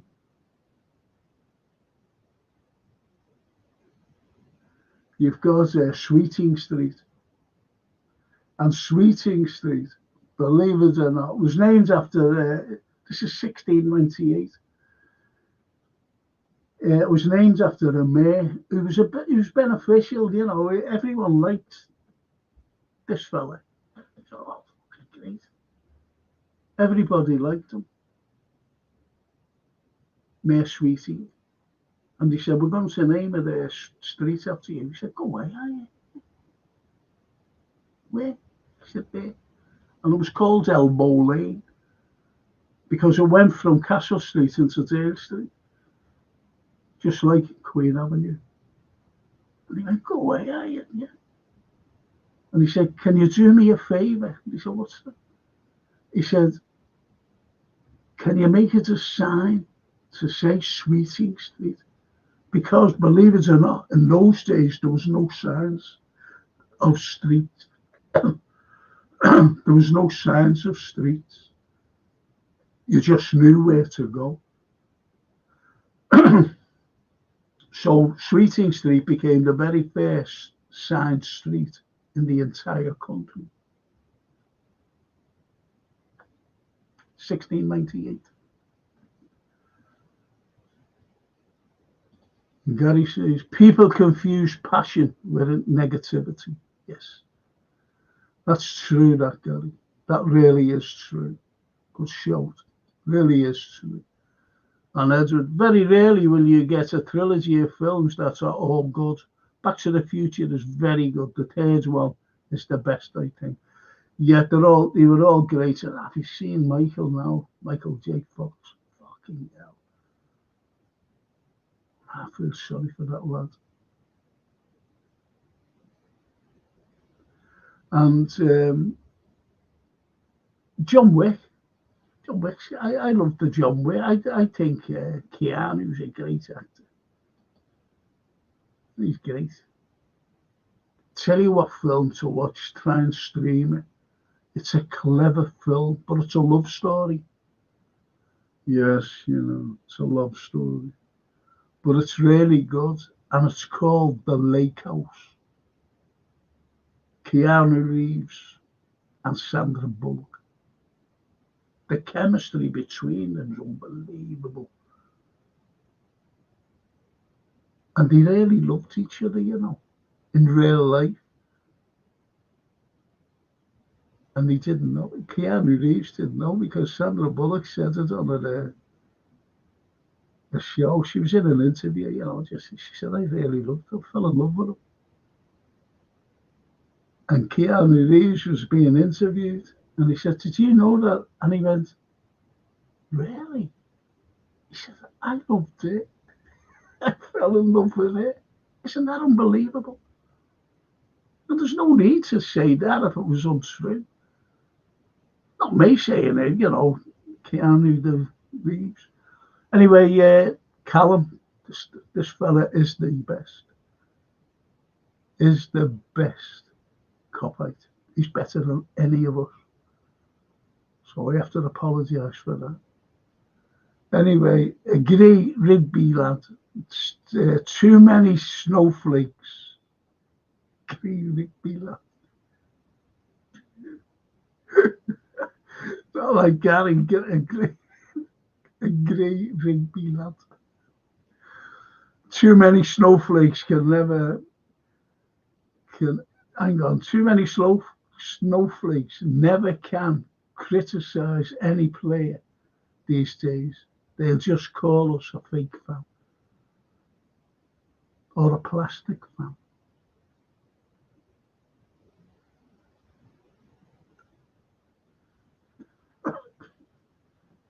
I got called a plastic, go support someone else. Me, you've seen our first ever cup final, winning the FA Cup.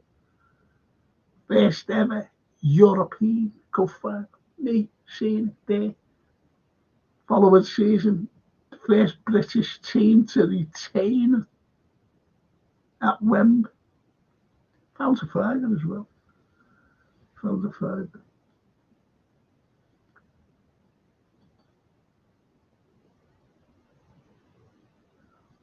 And Callum, don't flatter me. You're a good lad, Callum. Bit loopy, like calling me forever.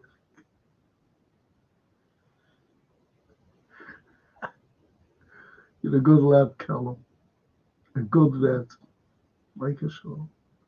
Edward, have you watched any Holocaust films? I watched a series last year called The Tattooist of Auschwitz. I didn't like it. It was more of a stupid.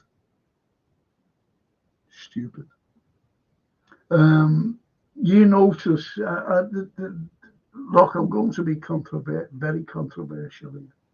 Every year, you always get a documentary or a film out about the Holocaust.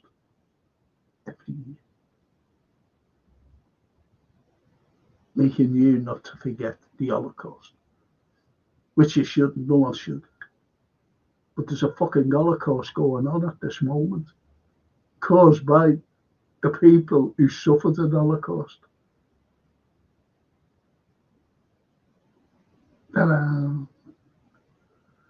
You can't make these things up. I'll get banned now.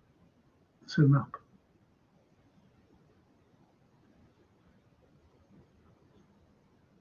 Oh, Miley. Hiya, Miley. Still like Austin Power films.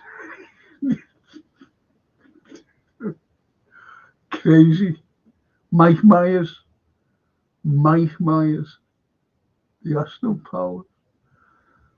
Do you know what? In it is Robert Wagner. And Robert Wagner is a suspect in the death of his wife then, Natalie Wood. And the police can't pinpoint it on him. They need more evidence. And I think he's 96 today or something like that, or 98, something like that. It's his birthday. And whether he's that age or what, I believe the police as well. I seen a documentary, these two detectives, and they went, we're still trying to get him. We just need that little bit. And he murdered his wife. Think about it. Robert Wagner. But Mike Myers, absolutely brilliant. Brilliant in that. That's the super, like a Bond type fella, isn't he? Oh, no. You don't see. Brilliant. Great to see you, Maya. I was going to do, I started off this morning. I had a lot to say about Zelensky and the stupid ceasefire, which was never going to be. And did a little bit this morning about it. Pathetic. Neither pathetic. You know that. You know that what we've. I hardly follow it anymore. Well, I hardly comment anyway. When I do go on, but I'm doing podcasts with it, Edward. My dad's been to 3 European Cup finals, Frank, even Istanbul. What ones have you been to? Rome, twice. Parc des Princes, 81 against Wembley, against Bruges, Istanbul.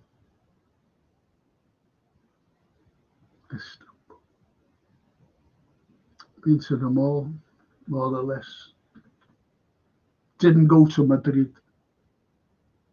I didn't go to this one.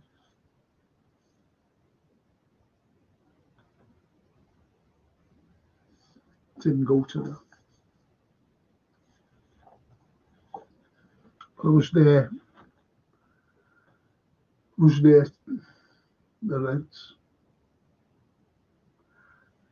It's surprising how many Reds, have been there and been to the finals, and how many Reds haven't. It's either, they couldn't afford it or whatever. But it's a wonderful memory. It's a wonderful feeling. It's like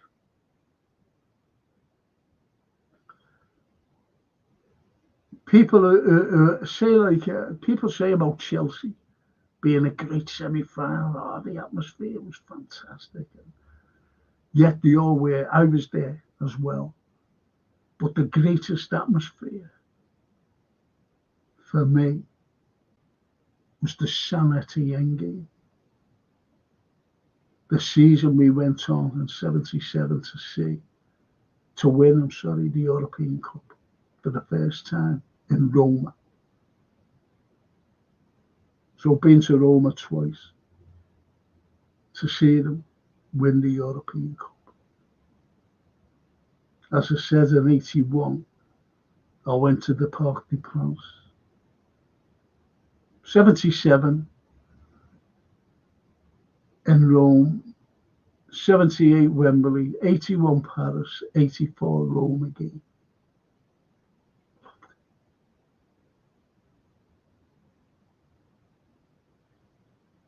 Incredible. And then again in Istanbul.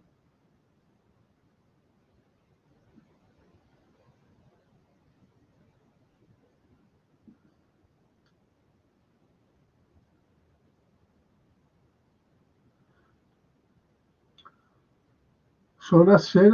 That's how many I've been.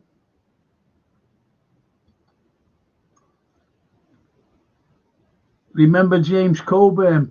Oh, it's great, James Coburn. Great in The Magnificent Seven. Great in The Great Escape.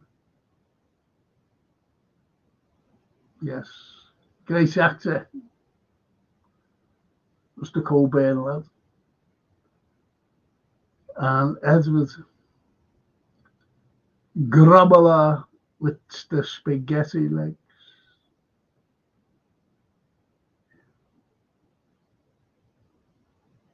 Listen, I'm calling it a day. Thank you so much for joining me this morning. Apologies for last night. I wasn't even on Thursday, was I, as well? I wasn't on. So, apologies for that. See you all tomorrow, hopefully, post-match. I'm not doing a pre-match. I'm not doing a watch-along, definitely not doing that, simply because of that thing going up and down. I just miss the action. I make a fool of myself, don't I? My granddaughter said to me, I went up with her mother, Francine came down, went up to hers and had our tea.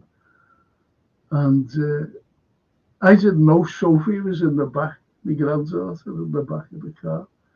So anyway, he gets in, and then he hears a little voice go, "Hello, Granddad." I went, I said, "Sophie, I didn't know you were there," because it was dark, you see. Anyway, that was Thursday night. Oh no, I was on Thursday night, and I came in late, come on late. But anyway, what had happened was, as we were going, she said, "Granddad." I said, "What's that?" And she said, "I heard you swear." I said, where did you hear me swear? I said, "I don't swear."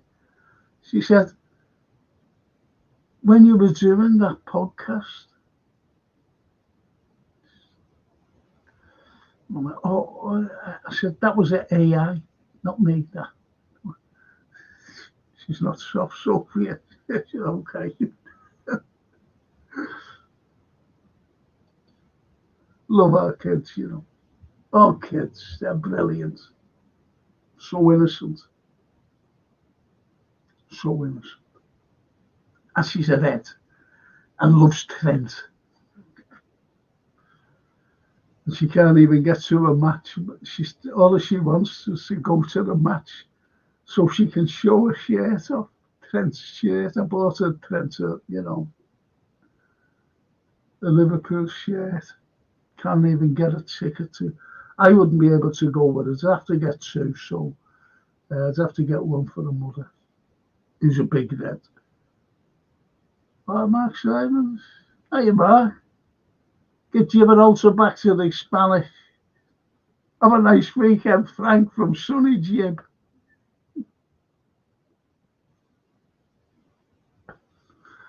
Gibraltar. I could do going there, to be honest. I was saying before, Mark, I really need to get up, but I can't move, unfortunately, and I really need some vitamin D. So I think I would have gone to the lakes of Lanzarote or somewhere, just for a couple of weeks. But I can't. Can't move. So that's me. Mark, thanks for joining us. I don't know it's a quick hello and a quick.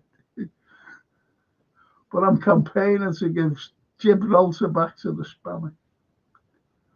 I wonder if we'll get a Medal of Honor for doing that, Mark, of the Spanish. And up the Barca, anyway. I want the Barca or Inter. I'd love Inter to win it. The Champions League, love them. But I'd like to see, if they don't win it, Barca. Not Real, Barca. I'll finish on there. I'll see some of you tomorrow. Up the Reds. Thank you, Myra. Such a sweetheart. Thank you. And I'll be seeing you on other streams, most probably. But join me next week, next Friday. I'll definitely have a couple of hours talking about what's going on, especially now with Trump's coming out with. I just hope he's not flip-flopping on Russia. See you all later. Ciao. Ci vediamo. A domani. Ciao, Bella.